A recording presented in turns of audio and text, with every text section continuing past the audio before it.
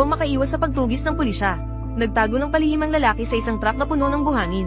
Ngunit habang dumadaan sa inspeksyon, ang mga pulis ay hindi nagbigay pansin sa truck na nagdadala ng putik at agad silang pinayagan na dumaan.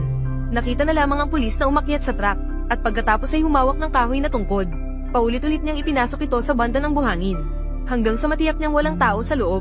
Doon siya nakahinga ng maluwag at umalis. Gayunpaman, hindi nila naisip na ang taong tinutugis nila ay nagtago sa kanyang mga paa at nakasandal sa isang straw upang panatilihing humihinga hanggang sa umalis na ang truck sa checkpoint.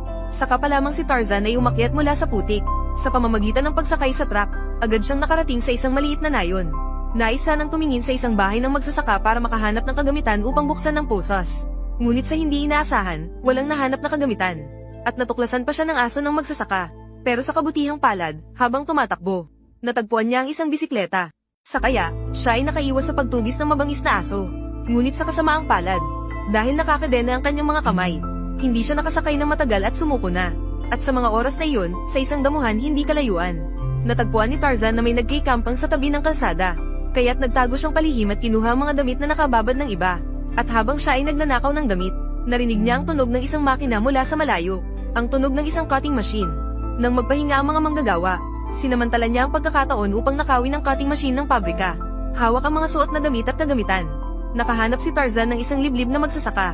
Sa bodega ng magsasaka, pinutol niya ang kadena sa kanyang mga kamay. Sa wakas, wala na ang pagkakakadena.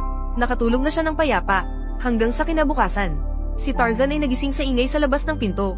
Itinaas niya ang kanyang ulo at tumingin. At nakita niyang may isang matandang babae na nanguhuli ng manok. At sa puntong ito, si Tarzan ay halos mamatay sa gutom.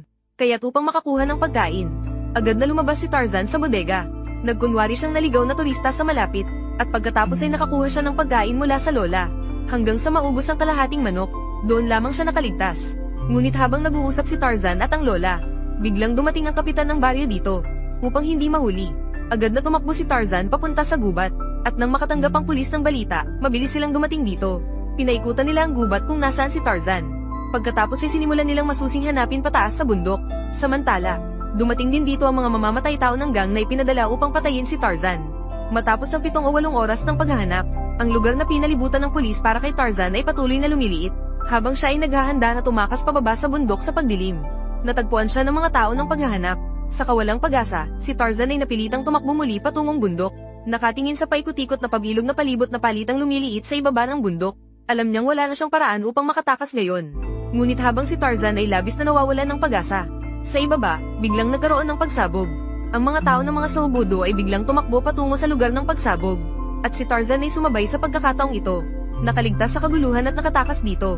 Ngunit hindi pa siya nakatakbo ng malayo. Siya ay nahulog dahil sa isang mamamatay tao ng sindikato. Pagkatapos ay tinaga siya ng mamamatay tao gamit ang kutsilyo sa leeg. Ang digital na camera ni Wu Meishu. Nasaan ito?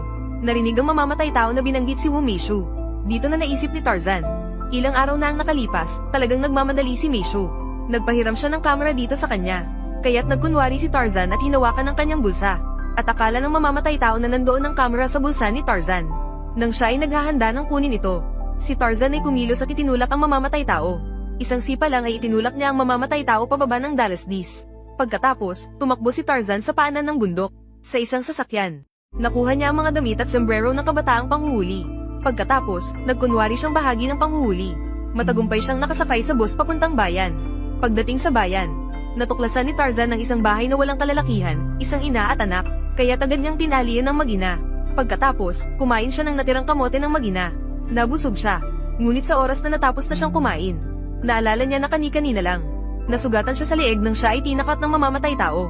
At sinabi sa kanya ng doktor ng kanyang anak, na ang pagkuha ng bone marrow transplant ay hindi dapat mahawakan ng sugat. Naiisip ang kanyang anak na lubos na nangangailangan ng kanyang bone marrow para mabuhay.